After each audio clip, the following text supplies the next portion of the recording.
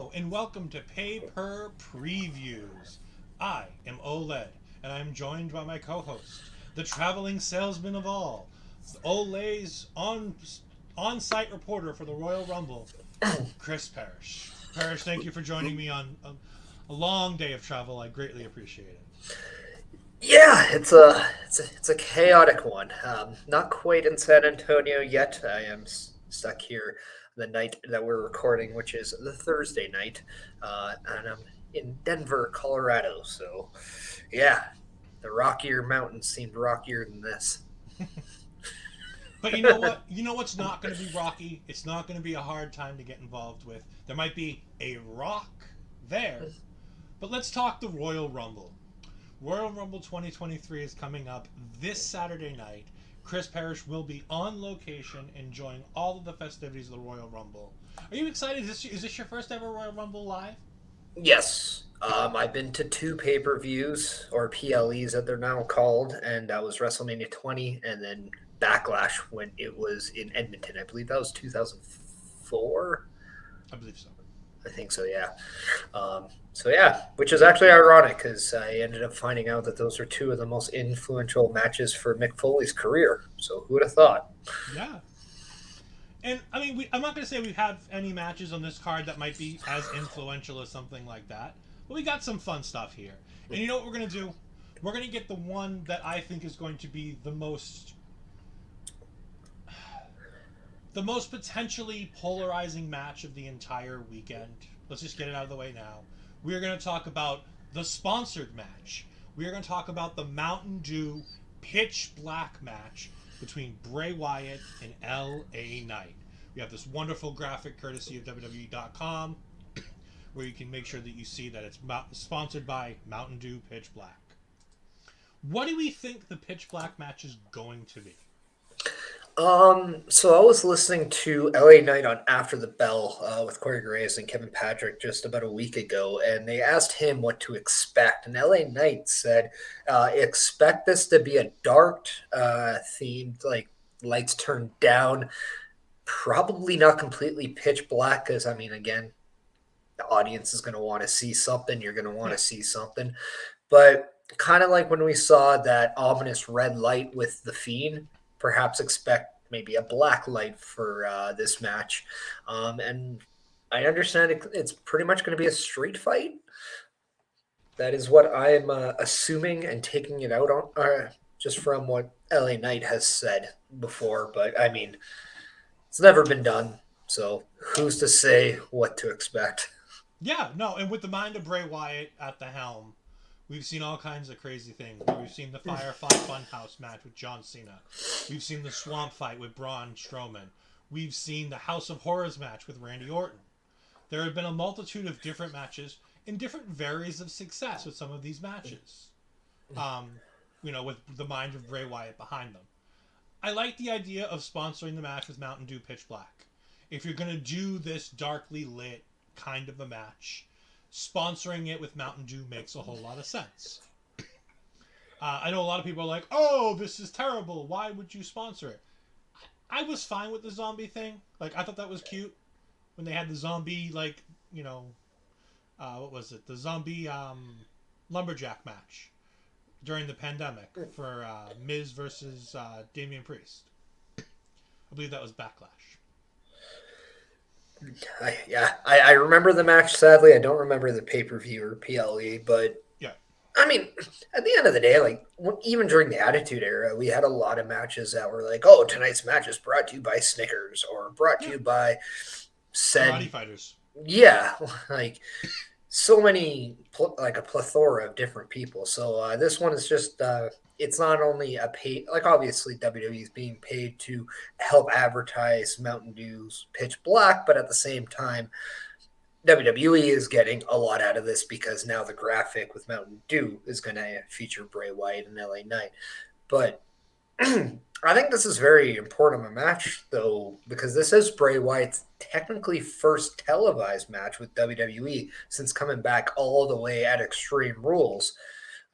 So it's going to be curious to see what kind of version of Bray Wyatt we have? Like, is he going to have a different moveset? Is he going to give you the same thing we last saw of Bray Wyatt as the Fiend, or which I believe was what, WrestleMania against Randy Orton?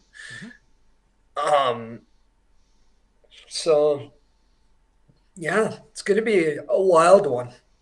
Yeah, I don't know what to expect. I'm not super enamored with the storyline coming into this, but I also don't hate it. I think it's interesting. The way Bray works, he works at a very slow pace sometimes, and sometimes you got to give it its time. I'm interested in the Uncle Howdy of it all. How is Uncle Howdy going to play in? Because that's where we're headed. We're headed to the interference with Uncle Howdy, whether it be one way or the other. We're headed to the where does Alexa Bliss and all of this that could potentially be decided tonight on the pay-per-view on Saturday, or maybe not. But the Uncle Howdy of it all, I think, is the real interplay with this match. It's not so much about the two. I like that LA Knight's getting this publicity for being the person in the ring with Bray Wyatt, Yeah. but I hope it doesn't hurt him in the long run when he ends up getting inevitably defeated by Bray Wyatt. Well, yeah, and you really have to think too, because there's a lot of people online who were craving for the return of Bray Wyatt, but have maybe been a little bored of just the in-ring segments, the videos. They want to see a little bit more substance to the Bray Wyatt character. They want to see probably more matches, right? Um, and the single fact that LA Knight is the first real major feud for Bray Wyatt, he's also been the guy, I think, carrying this feud on the microphone. He's selling a lot of these ominous things that are coming out, whether it's Uncle Howdy, whether it's, like the being tied up, or like, being like all that stuff prior to this match. Like, he's done a great job of helping this match gain some legs, gain some momentum, and just be one of probably the most interested match outside of a Rumble, or even, I'm going to say, probably that Universal Championship heavyweight match. And that's not taken away from the women's match, but again, there's going to be a lot of similarities between, I think, this match and that match because of Uncle Howdy. And I'm wondering, maybe we see the reveal of Uncle Howdy or something, because it has been reported that Bo Dallas has been backstage on numerous WWE shows, whether it's Raw, SmackDown, some live events. Um, and the speculation is that he's been portraying Uncle Howdy. A lot of people are seeing similarities, whether it's earrings, whether it's chains, whether it's gloves. So it's going to be really curious to see what happens. But I'm also very curious to see on how this elevates LA Knight, because I agree with you. He's not going to win this match in my eyes, but he stands to take the most out of this, because a decision does not help Bray Wyatt. It's the story that's going to help Bray Wyatt moving forward. Yeah, and I think that's exactly it. This is not the worst spot for LA Knight to be in, but again, it's all about what happens next, and that's going to be the most important thing. You mentioned it, so we're going to go ahead. We both seemingly picked Bray Wyatt here. I think it seems pretty safe to say. I think it's a safe bet, unless, and I will say this: I've been hearing rumblings that the WrestleMania match for Bray Wyatt could be, in fact, Uncle Howdy. And if this is true, I do think Uncle Howdy is going to cost Bray Wyatt this match. So I think it all depends on the WrestleMania opponent, but I do think if Bray Wyatt wins, we know there's something on the horizon. But if LA Knight wins, I think that more or less settles the fact that we are going to get Bray Wyatt, Uncle Howdy at WrestleMania in LA. If LA Knight wins this match, it'll be not, and I don't want to say this because to diminish him. It'll be solely because of the fact that Uncle Howdy gets involved. I don't see him going over clean. But what better way to get LA Knight some heat when he has this claim to fame over Bray Wyatt, even though, Yeah. he didn't really definitively would win. So again, like, he stands to really take the most out of this and impress more people. So I'm looking forward at LA Knight. He's my dark horse to be the MVP of the singles matches. Yeah. And we're going to move into the next match, which we already talked a little bit about. Bianca Belair versus Alexa Bliss for the Raw Women's Championship. Perish, why don't you go ahead and talk about what your thoughts on this match are going into it? This match is really interesting to me because we saw the transformation back from what Alexa Bliss seemingly transformed from, and that is, transforming away from the Lily, away from the dark stuff, and being more the Alexa Bliss goddess, happy go lucky. No, maybe not completely happy go lucky, but more down to earth Alexa Bliss. And now it seems we're seeing that transformation back. We finally have seen Uncle Howdy get involved in some of the Alexa Bliss's storylines. She has dropped some very subtle hints by using the same wordage as one Bray Wyatt has done in the past to lead speculation that she is ultimately going to reform with Bray Wyatt. So it's very interesting to think whether or not we're going to see any Uncle Howdy, any Bray Wyatt, or something along that line. If this wasn't months before WrestleMania, I would 100% pick Alexa Bliss to become the new Raw Women's Champion. But because WrestleMania is so close and just a few months away, I cannot see them not wanting Bianca Belair in one of those top profiled women matches for the championship. So I will pick Bianca Belair in this, but I do think we're going to see a lot more involvement of maybe the true intentions of everything that's surrounding Alexa Bliss. Yeah, I think so. It depends on where they go with what happened at WrestleMania. Because if you go back to WrestleMania, Alexa Bliss in that moment costs Bray Wyatt the match against Randy Orton. She doesn't help him, she hurts him. And I'm wondering if Uncle Howdy is going to be pulling to Alexa as opposed to Bray Wyatt. He's the corrupting force inside of her. Whereas Bray Wyatt was bringing her in, Uncle Howdy is corrupting that influence, slowly but surely. And that's what led to the Black Blood Demon Queen that we saw at WrestleMania. I agree. I don't think there's much of a chance for Alexa Bliss to win the match. I would be ecstatic to see Alexa with the championship again. I really would. It's been far too long. I think she can absolutely have great matches and carry the title. I think there are a multitude of women in this division right now that she could have fantastic matches with and have fantastic feuds with. I mean, Alexa Bliss versus Mia Yim. Alexa Bliss versus Rhea Ripley. Alexa Bliss in a continuing feud with Bianca Belair. Throw in Damage Control. There's a lot of things that you can do with her on the women's side. However, there's a lot more interesting things that you can do storyline-wise, full narrative, by bringing her into this Uncle Howdy storyline. Is she going to become Sister Abigail? Is she playing something different? There's a lot of ifs, ands, or buts about it. The only thing I don't think there's any buts about is that the EST of WWE continues to reign as the Raw Women's Champion.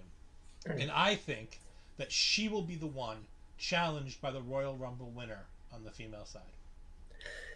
Yeah, and I think this is something also to take note that there is some speculation that we may or may not see the Fiend once again. Knowing that the Fiend was who Alexa Bliss cost at WrestleMania, could it be believable to think that the Fiend could in fact cost Alexa Bliss in this match? To show that ultimately she was never the one in charge. It was him all along. But I don't know. I'm always torn because when it comes to anything Bray Wyatt, it seems anytime I even get close to a logical thought of where it could go, it completely slaps me across the face and I get something completely different, better, but also makes me wonder exactly, okay, where is this going to, only to make that cycle on repeat. It was Alexa all along. Yeah. So and also we got to look at the things out there that Nikki Cross, Liv Morgan also could very well be tied to this Bray Wyatt stuff. We've seen both kind of go a little bit more of a psychotic, darker way. Mm-hmm. Nikki Cross could be different because there is rumors that potentially Triple H is looking to bring back Sanity. We don't know that. That's not anything conclusive or anything in true form yet. That's just speculation. That's not fact. So it'll be very interesting.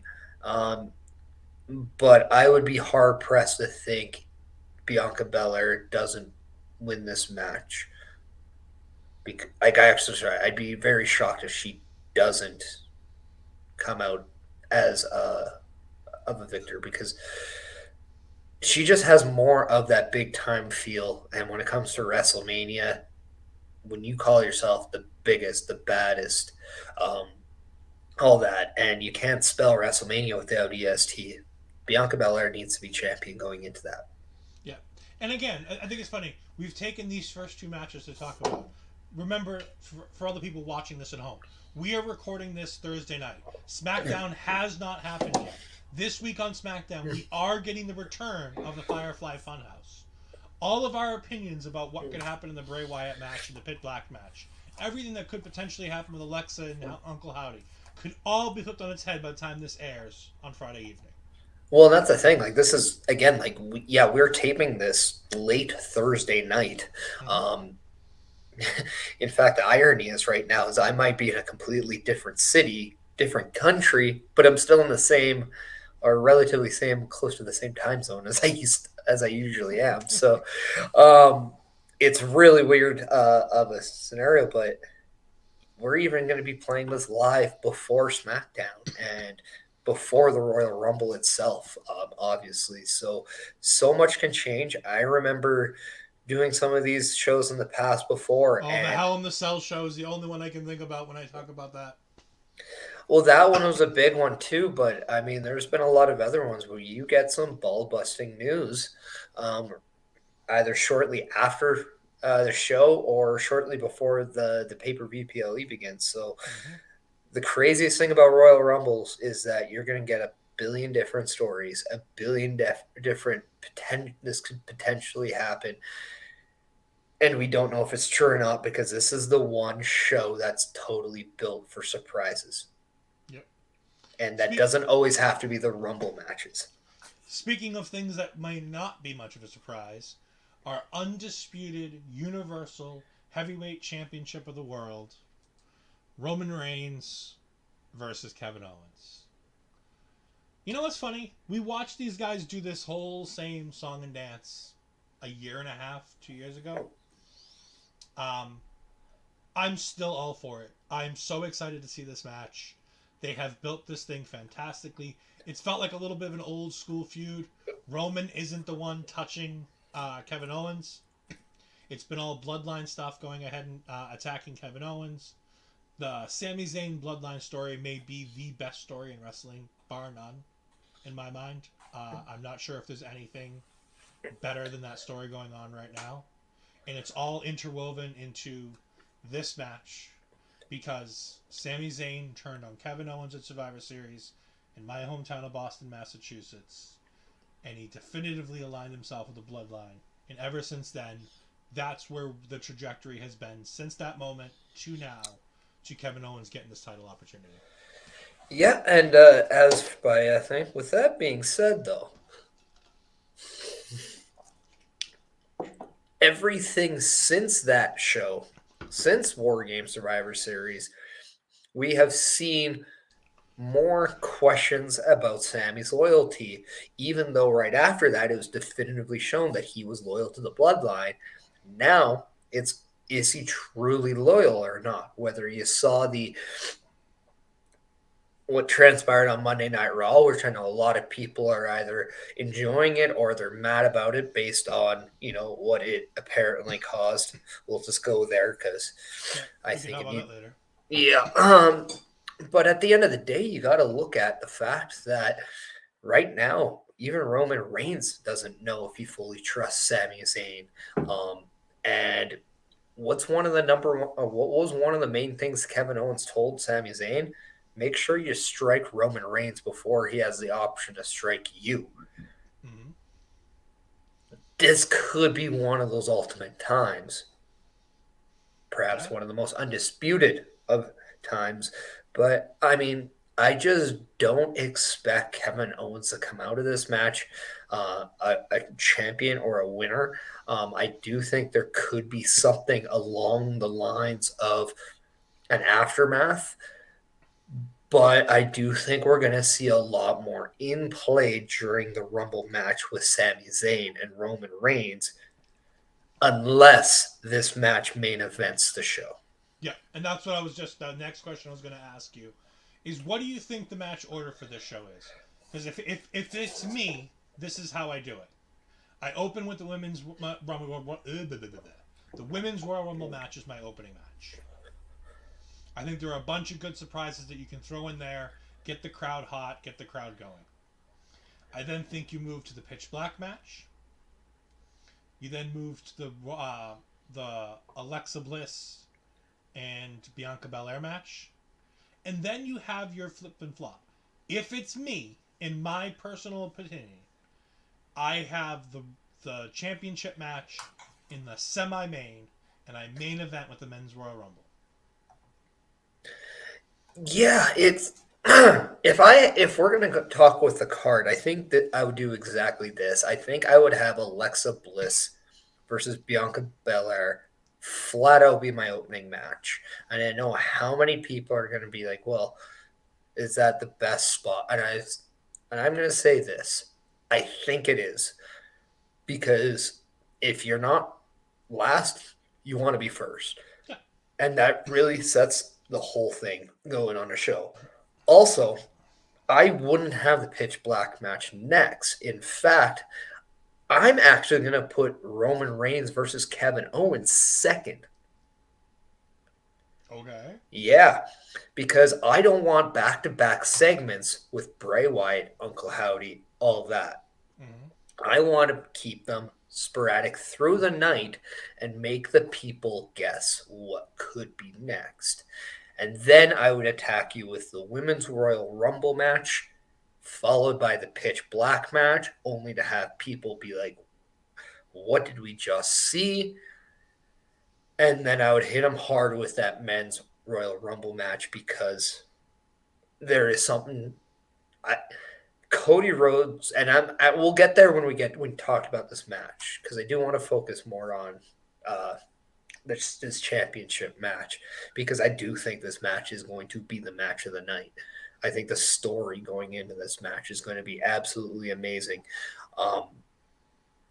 I don't know if I remember a last match where I saw Roman Reigns really rattled of what's going on around him going into a title match.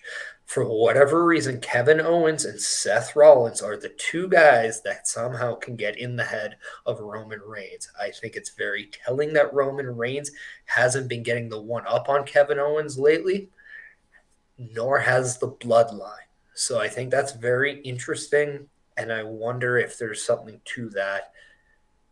And I really wonder if we see something like this feed into the Rumble match. But there's something that tells me that Sami Zayn is probably going to be banned from the ring by Roman Reigns in this match. Yeah. I'm all excited for this. In your world, with the matches that you laid out, the only change I would make is I would flip. If you're gonna do Roman and Kevin early, I say you open with it. You open with the Bloodline story, and then you close with the Men's Rumble with the Bloodline story. I don't think you necessarily have to have the Bloodline win, but I think the story of that Rumble is going to be the Bloodline. Because I think it's going to be... I think we're going to see both Usos. We're going to see Sami Zayn. We're going to see Solo Sikoa in that Rumble. Yeah. And it's really much being kind of put out there that Solo Sikoa is Roman Reigns' flat-out right-hand hired gun, hired assassin, hitman. Whether or not you want to call him the muscle, the hitman, whatever. That's what his job function is to Roman Reigns. I don't think it's right to call Jey Uso the right-hand man to Roman Reigns anymore because Solo Sikoa is clearly that. He was taking the barking orders of the big dog on Raw, and we saw Jey Uso stop with the Simone Smike. So, very curious that we go from Solo Sikoa wanting Sami Zayn to be the guy walking him down the ring when he first started on the main roster to now he's willing to take Sami Zayn out. So I think we might even start seeing something between Solo and Roman. And that's going to be my big take out of this because I think eventually we're going to get that match. Yeah, I'm excited to see where everything goes from here. In this match, there's no way on earth that I pick anybody other than Roman Reigns. I'm sorry. I love Kevin Owens. I think he's fantastic. There's no... as Vince McMahon's music would tell you, there's no chance in hell that he leaves as the champion. Yeah. And the only way that could happen is if Sami Zayn turns on Roman Reigns. Yeah. But I don't think it's the right thing. I think whoever beats Roman Reigns for any championship needs to be at the biggest show, should be in the main event at WrestleMania, because right now there is no hotter story in professional wrestling than Roman Reigns and the Bloodline. There just isn't. And let's not forget, we're coming to Montreal, Quebec. Yep. The Elimination Chamber is in Montreal, Quebec, Canada. There will be no Usos in Montreal. Let's remember, they can't get over the border. We will not have Jimmy and Jay. But we will have Solo. I agree. Which is where I think this really gets interesting, depending on how this match goes out. Yeah, and have you seen the leak poster for Elimination Chamber? I have not.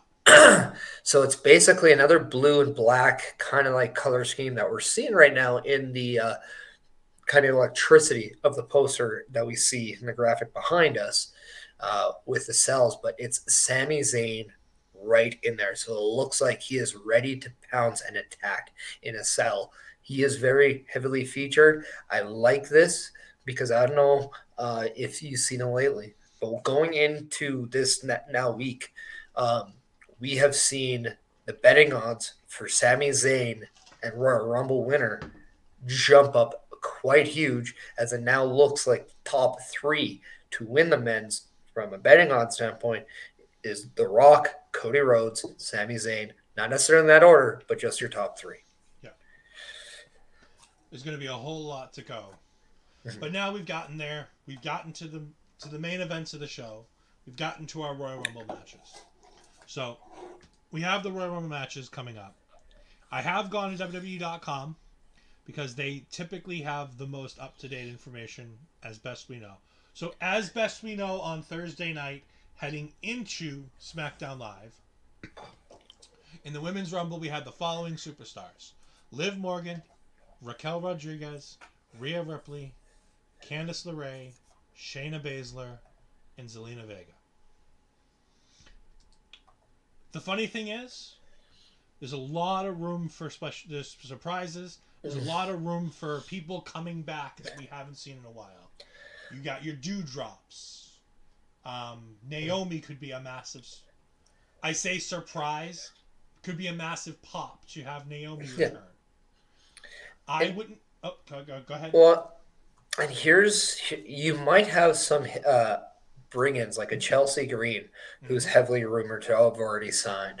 You might even get an appearance from, say, maybe a Deonna Purrazzo or a Kairi Sane, which I think would be massive. I'm still going to say it. You might even see Mickie James 2 years in a row, Knockouts champion, coming down. I think highly unlikely. But again, as you said, high probability, high potential for some surprises in the Rumble. I don't know if there's going to be a lot of nostalgic acts this year for the women, but the one ingredient that I'm really excited is I want to see what the NXT uh, shot is in here. I want to see what they do with the NXT. I know your girl Nikita Lyons is not going to be in there as she is now injured, but I think Zoe Stark is definitely a shoe in. I think somebody like a Gigi Dolan is a shoe in, um, and I think maybe an Alba Fire is a shoe in. I agree. Um, as far as the NXT talent goes, I'm less inclined for us to see Toxic Attraction right now, considering they're building to Toxic Attraction versus Roxanne Perez to headline Vengeance Day in a couple weeks. But with that, as you say, with that being said,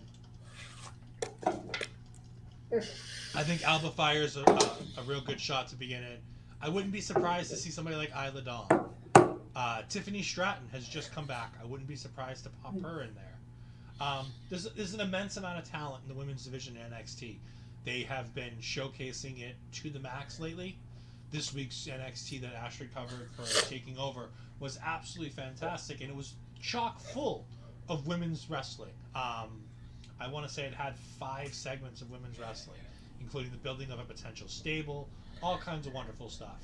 They are building top feuds, they are building side feuds, they are building feuds within feuds. There's a whole lot of goodness going on with the NXT women's division. I think that, like you said, I think Chelsea Green is a shoo-in. She deactivated her OnlyFans. There's only one company in the world that would make you do that. So I think she's a shoo-in for the Rumble. I agree with Kyrie saying as well. I think Kyrie is highly likely for the sole fact that WWE has to be getting something out of the Carl Anderson deal. They sent Carl Anderson to Japan to go ahead and work for Wrestle Kingdom. I wouldn't be surprised if they said we wouldn't mind a star or two for a single night in the Royal Rumble.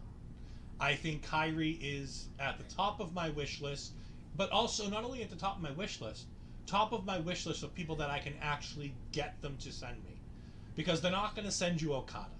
They're probably not going to send you Jay White. But they might send you somebody like Kairi Sane, who's not planning on leaving, who's entirely happy being back in Japan and being home and being able to be around her fiance and whatnot. So I think she's more than comfortable being back home. I think Michelle McCool, as much as she's playing coy on the internet, I think she's going to be a Texan in the Rumble. Tom Collar, he was reported that she was at least contacted. She's claimed WWE didn't contact her, that she contacted them and they told them they had nothing for her. I highly doubt that. She's Mrs. Undertaker. There's no reason why she wouldn't be in the Royal Rumble. I wouldn't be surprised to see, as you said, Mickie James. I wouldn't be surprised to see Lita.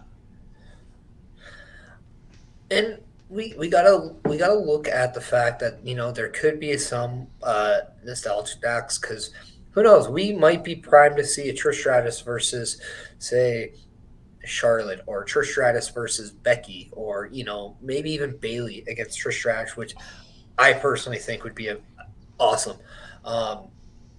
But I think one person we haven't talked about. Sorry, I keep smacking the desk with my table. And I think the one female we have not talked about yet, who I think is going to be in this match, is the Glamazon Beth Phoenix. And I have a feeling we're going to finally get one of those real segments between Rhea Ripley and Beth Phoenix. And I think that's going to be magic, because from what I've understood, both Edge and Beth Phoenix should be in the Royal Rumbles, and the game could be to have a mixed tag match with Finn Balor and Rhea Ripley at Elimination Chamber. If that's the end goal, I'd have to think Rhea Ripley is either going up against a major champion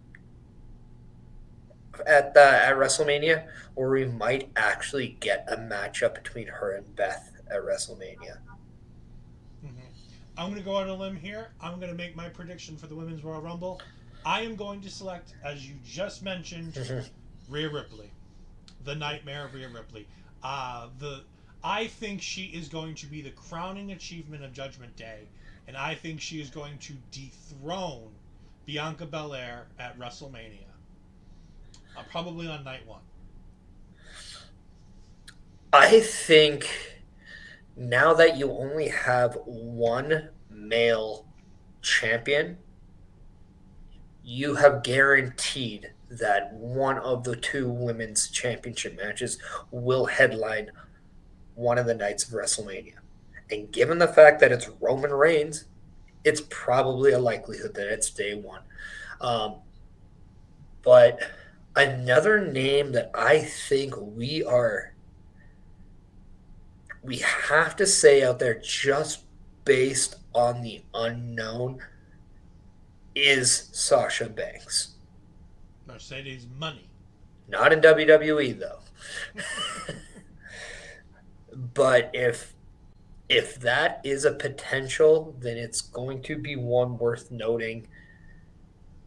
But I do have a strong feeling we might get a good, strong showing out of Naomi. If that's not the case, I also think Liv Morgan is going to do some damage in this year's Rumble.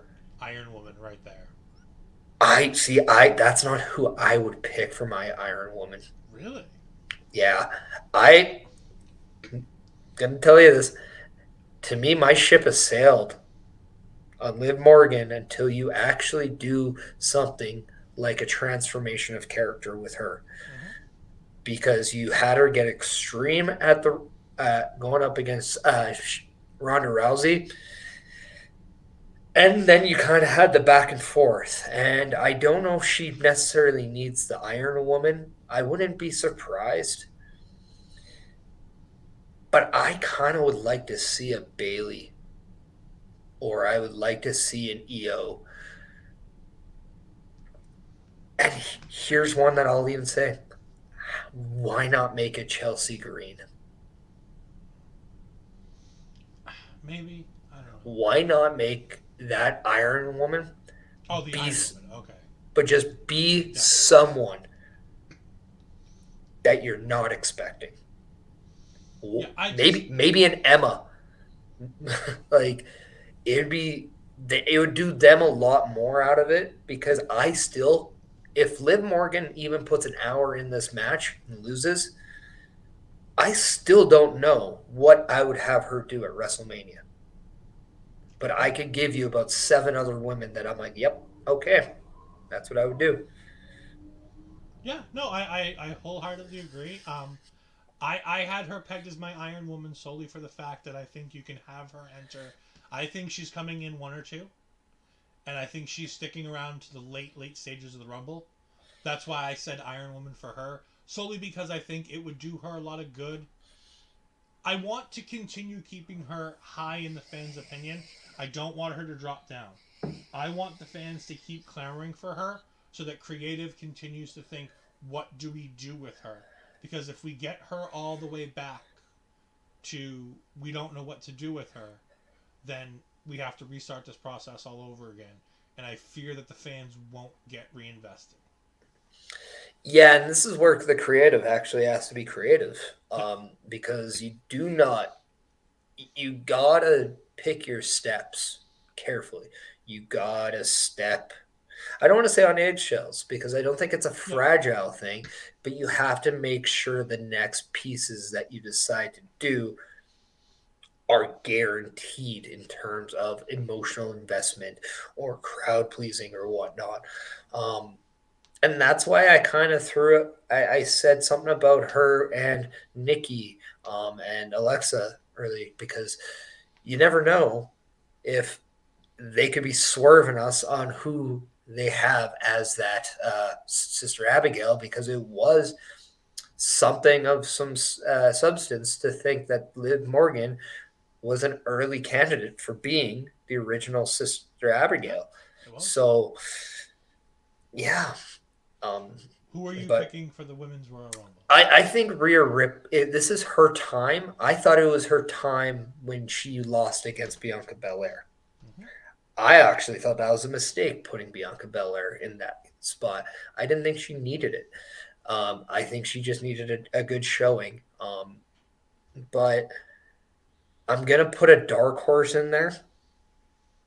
And I think my dark horse and I really like this to be true, would be Bailey, because she is a Royal Rumble away from really being the most complete, accomplished woman in WWE. Yeah, if she wins the Royal Rumble, I think she is absolutely the most accomplished. She I just think, needs the Queen's crown, and yeah, then it's everything. So, yeah. Also, I wouldn't be surprised if we saw a few undercard people have strong showings in this match. yep. Because I don't think Becky Lynch or Bailey are going to be I think they'll be the major players in this match, but I don't think they'll do a lot of the legwork. I Are they think a going to be lot Kurt of Hawkins and Zack Ryder? well, it's like if you remember the very first women's Royal Rumble, Sasha No. Banks was clearly Yeah. that person that they built that match around. Mm-hmm. I don't know if they're going to do that with Bailey or Becky, nor do I I think think it's they Liv. need to. I I think don't it's think they Liv. need to. I just don't know if Liv can do a Rumble like that. She maybe could like. I have a feeling we might even get a Natty in that position. Maybe. If she's back, remember, she's still healing from the nose surgery when she had her nose realigned. Come on, just put a mask on. Everybody She else does. she cut her hair. She looks fantastic. I saw her on Instagram today. I sent a picture to Ash and I'm like, look at how great Natty looks today with the short hair. She cut her hair. It looks fantastic. But But yeah, go ahead. gonna be crazy. But here's the one thing I just want. I want Piper Niven in the No more Rumble. Drop. No, I think it's time to switch it up, and this is the best. Have that absence, have something, let people be invigorated with Piper Niven now. I think it's something that they'll want. Give it to us.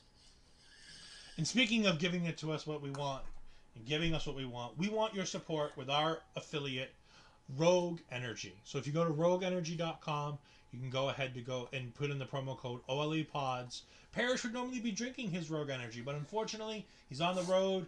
He didn't get where he wanted to go, so he's stuck with Monster. But normally, he'd be enjoying his Rogue Energy. He loves his Rogue Energy. I know he has their hat. Not on me. But yeah. Hey, I probably if I find a Rogue place nearby, I can buy one of the cans because There you go. it is in the States, which Yeah. I am located. Yep. But go to rogueenergy.com and use the promo code OLEPODS to get 10% off your order, and that will keep you pumped and energized and motivated for the entirety of the Royal Rumble weekend because it's going to be a good one. Remember, rogueenergy.com, promo code OLEPODS to get 10% off your order. And we go back to the Royal Rumble matches. And we're going to close with the men's Royal Rumble match because, God, are there stories to tell in this match. We have a list of people who, again, prior to SmackDown are announced for the Rumble. We have Cody Rhodes, Kofi Kingston, Ricochet won his way in, Bobby Lashley, Seth freaking Rollins, Austin Theory, Gunther, Drew McIntyre, Sheamus, Omos, Braun Strowman, Baron Corbin, Santos Escobar, Rey Mysterio, and Killer Karrion Kross. I always see his name and just read Killer Kross, and it is just Karrion Kross. I don't think we want to call him the Triple K though. No. No. But and that's the thing. It's not 30 names yet. No. You can easily make 30 names.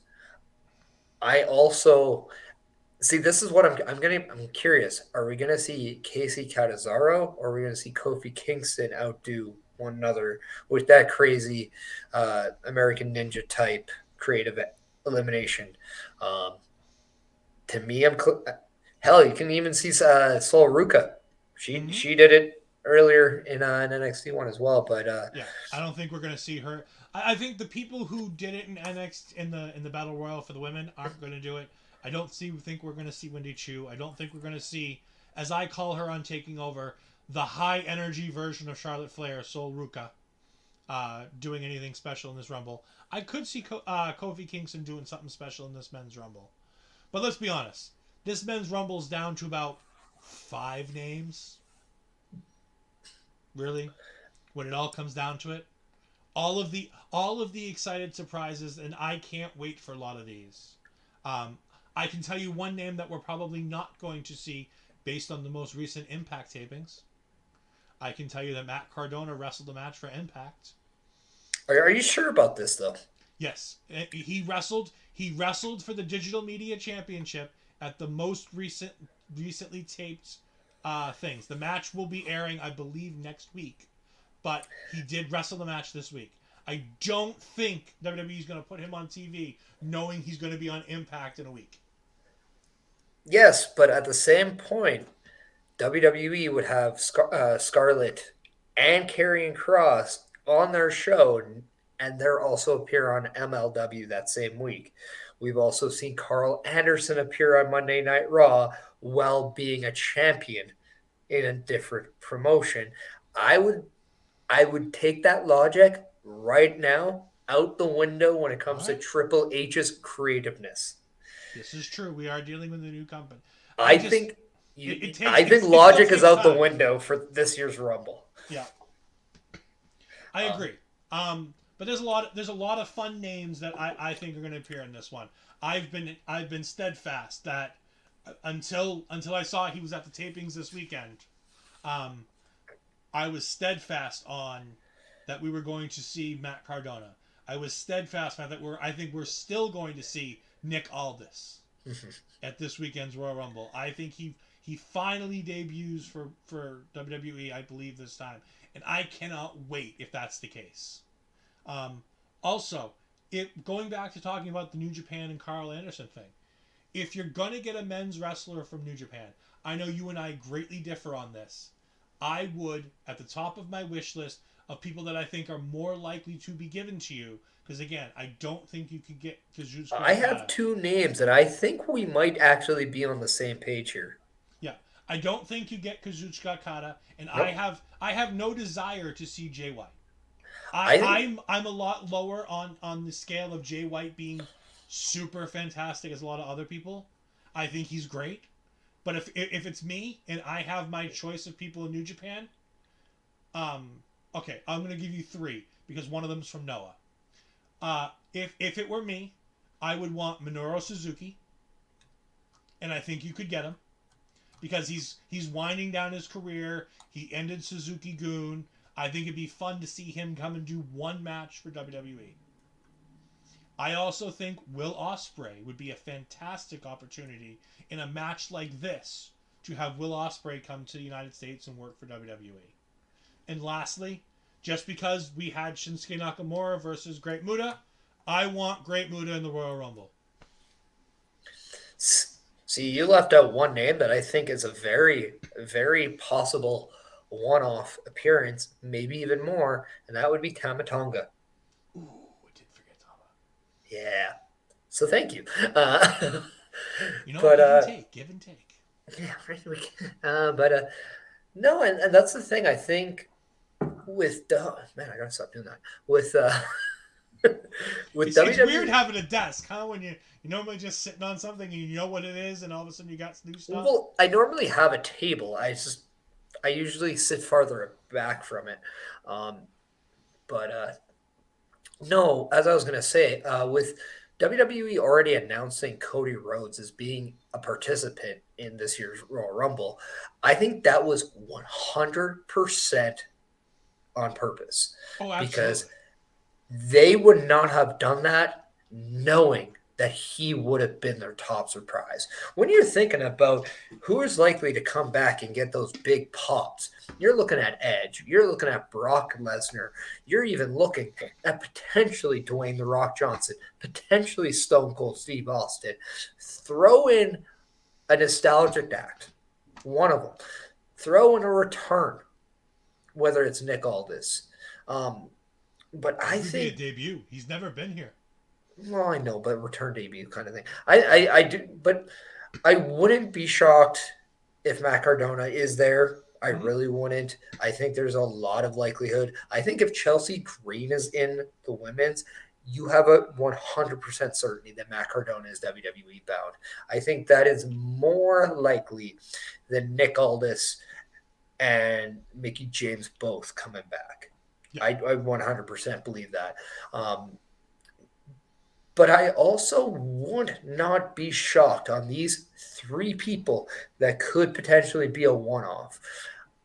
I wouldn't be surprised to see Stephen Amell. Mm-hmm. He's He's more go. he's more linked to He's recently AEW people, but yeah, I could see it. his best friend's Cody Rhodes. One of them, yeah. He's already had matches in WWE. Mm-hmm. He's going to be in San Antonio. He has confirmed he's going to be in San Antonio for the Royal Rumble in some capacity. I wouldn't be surprised if we see Logan Paul. Yep. I don't want to see Logan Nope. Paul, but I just think we're going to. And I wouldn't be surprised if you get Tyson Fury. Don't get me wrong. I'm not asking for these. I don't care about these three. I'm just saying I wouldn't be shocked. Because as much as people might want to look at a Drew McIntyre, Tyson Fury thing, imagine Tyson Fury and Brock Lesnar coming eye to eye. I mean, we saw Brock Lesnar on Monday night with Bobby Lashley. Yeah. I think Brock Lesnar is in this match, absolutely.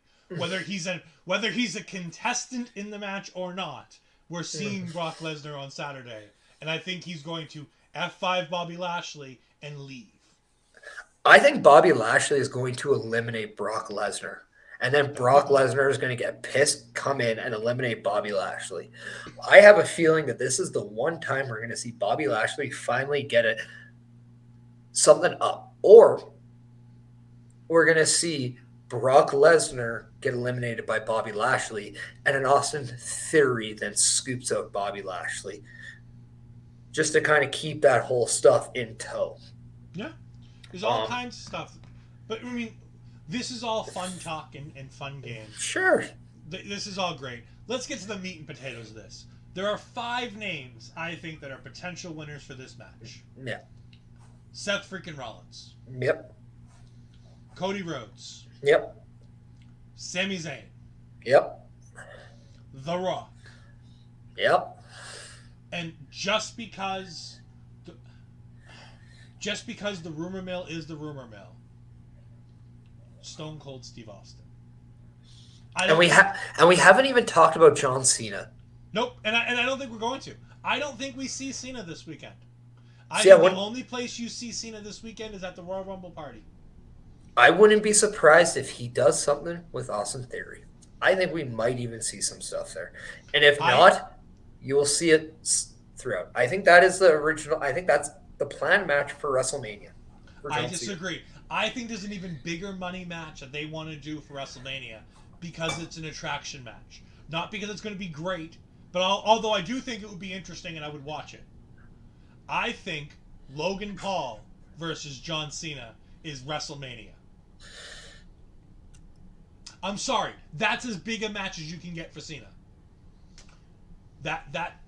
I don't want to like it, but I think they would make magic together.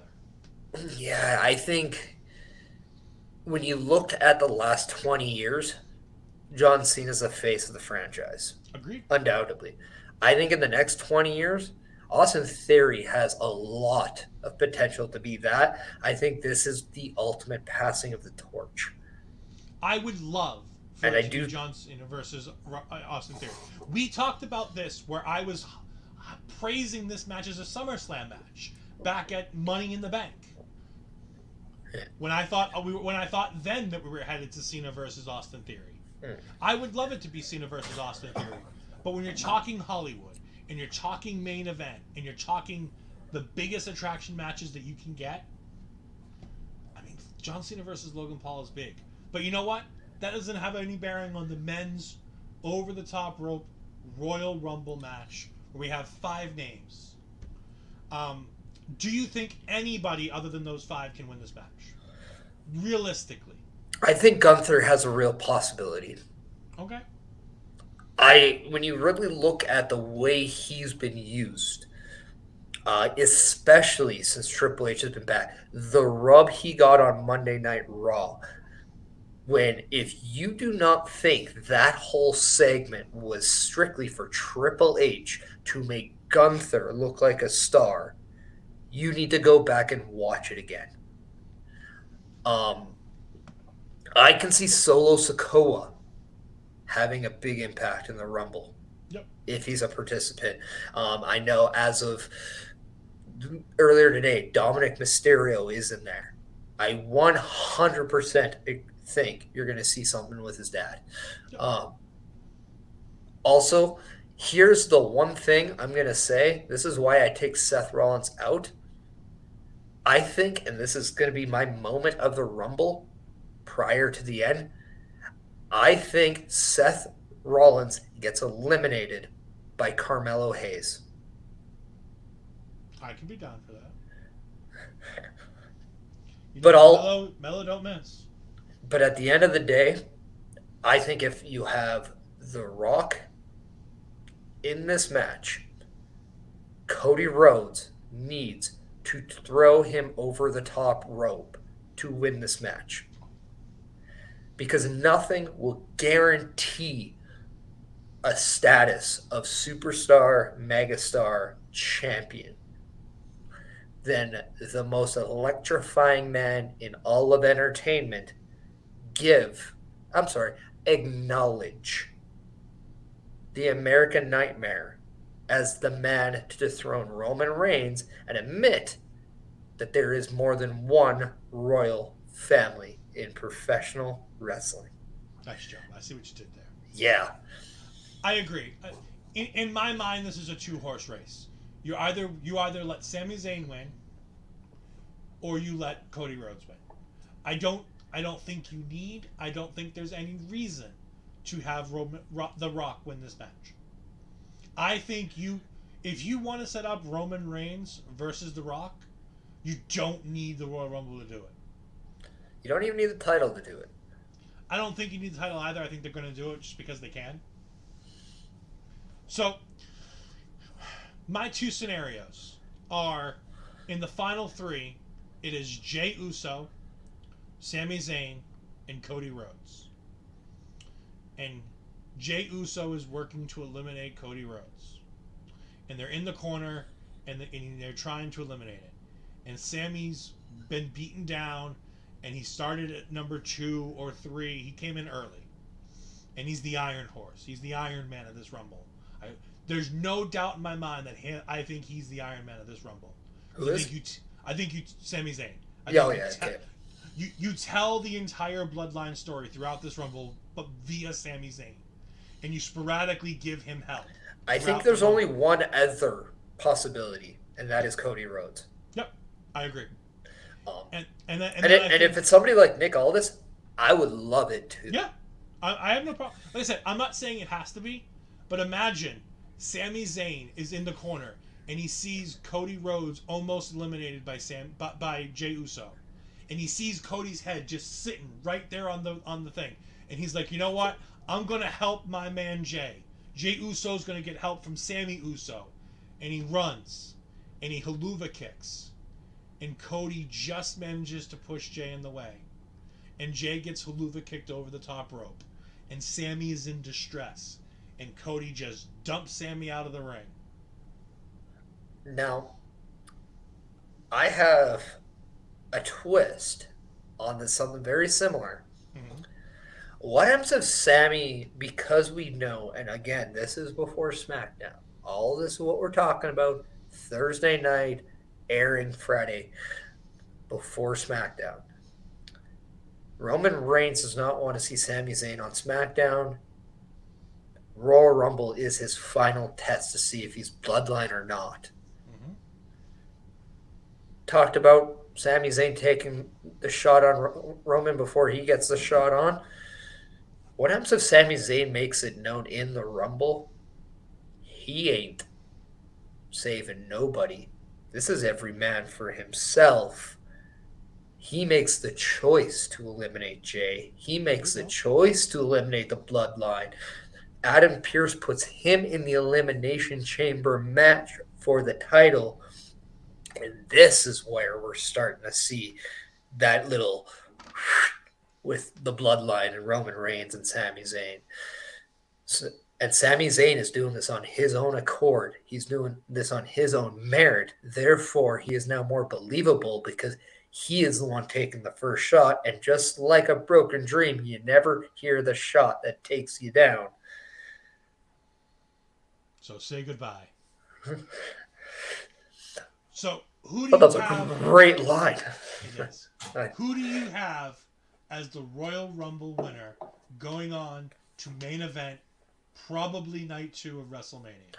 I said this well before he left AEW and joined WWE. I thought Cody Rhodes is the best option to dethrone Roman Reigns for the title.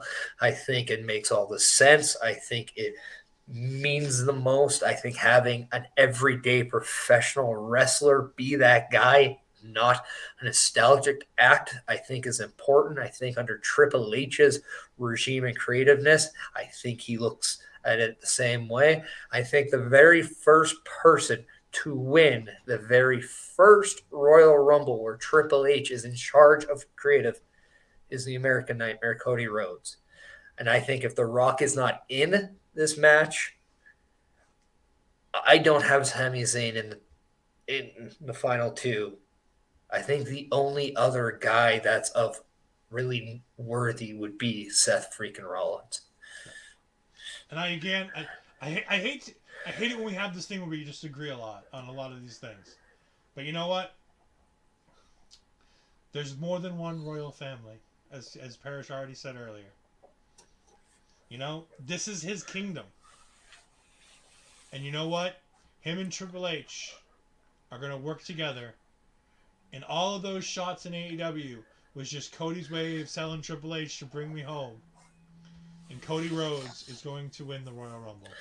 Well, let's look at things just from a wording standpoint, because I think the wording makes sense. There's more than one royal family. Yep. Royal Rumble, Cody Rhodes. There's a lot of things that make sense there. You can be very creative with this bloodline stuff where Sami Zayn could either have the moment defining of this Rumble, or he very much could have the most sympathetic moment of this year's Royal Rumble. My question is, who do you think is, outside of us saying Cody Rhodes, who do you say is your dark horse to win? But who do you think the MVP of the Rumble is going to be? If I had to choose a dark horse, somebody who you don't expect to win, unfortunately, I go with you. I go with Gunther. I thought you were going with me, and I was like, well, I will be in the building. No, I'm going to agree with you and pick Gunther, because I think, like you said, Triple H made it a point to make sure that they created an entire segment to make Gunther feel like the biggest deal in the world. Mm-hmm. As far as an MVP for the Rumble, I think the storytelling of Sami Zayn, the storytelling of Cody Rhodes, those two stories between Cody and Seth and Sami Zayn and the Bloodline are going to tell the only story we need for the entirety of this Rumble, and every other story is going to be interwoven into that. I am very curious on seeing if we see a lot of people interact with each other for the first time and seeing what that moment comes by. And I say, I'd like to see guys like Karrion Kross come face to face with Stone Cold Steve Austin. I'd like to see Gunther come face to face with Nick Aldis. I'd love to see Gunther and Brock Lesnar for me, right at the top of that list. Yeah, but I want to go with a little bit less obvious, like randoms, right? I want to see Carmelo Hayes and Seth Rollins. That could be fun. I want to see Dominic Mysterio go up against, say, Gunther. Yeah. Or I want to see, Dominic Mysterio go up against, Actually, here's nice. I want to see Damian Priest go up against Drew McIntyre, Yeah. or even by a smaller thing. I want to see Johnny Gargano and Carmelo Hayes, or Braun Breaker and say Sheamus. Yeah, there's all kind. The Royal Rumble is going to be fit for so many different stories to be told, little minute stories, stories that run the gambit of the whole match. But you know what? We've talked about it enough. Tomorrow night is going to be the Royal Rumble. You can catch it on our local establishment. We're going to be having our review show of it. You can find us on Twitch at twitch.tv/our local establishment. Find us on YouTube at youtube.com at our local establishment. You can email us for opportunities to potentially guest appear or other things with OLE Podcast at olepodcast@gmail.com.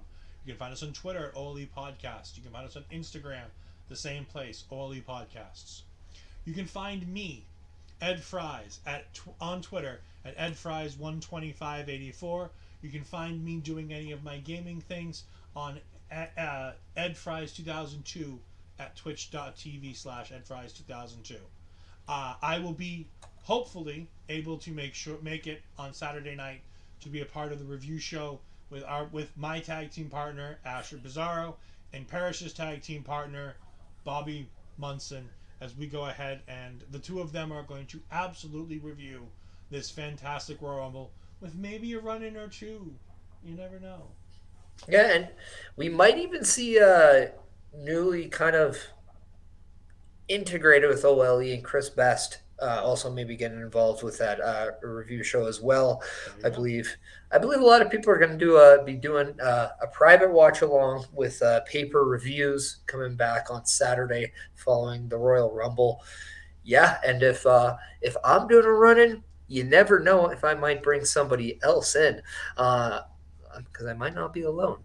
But you can definitely follow me on the Twitter at Chris Perish, the Instagram at Chris.Perish, my Twitch at the Chris Perish, my YouTube at Chris Perish. But like I said, the best way is to always contact us through anything OLE related, olegmail.com. The best way, because here's the thing, it's not just for people that necessarily want to be a part of OLE, but if you have a good idea and a good suggestion of somebody that we should be looking to have a guest spot on, whether it's any one of the shows, whether it's Turnbuckle Talk, whether it's our watch along, whether it's paper reviews, previews, whether it's bussing out, taking over, Paramindful, any of those shows, who's to say? That is the best way to get a hold of us and to let us know, because we also want to make sure that we're giving you, the audience, everything you want and more, because that is what we do at our local establishment. And with that being said, we're going to go ahead and run this show to a close one more time. Hey, Ed, this is the first time we're doing a show together and we're in the same country. Yeah, isn't it great? Yeah. We are officially for the first time in the same country. Unfortunately, we run over time again, which means we're going to have to figure out how to make sure this all works tomorrow. But don't worry about it. It'll all work out. Bobby will figure it out on the back end. Bobby's great. We love Bobby. With that being said, I've been at Ol'Ed, Ed Fries. This has been the Chris Perish. He is in Denver, Colorado, on his way to be live at the Royal Rumble on Saturday night. And we will see you next time. Bye.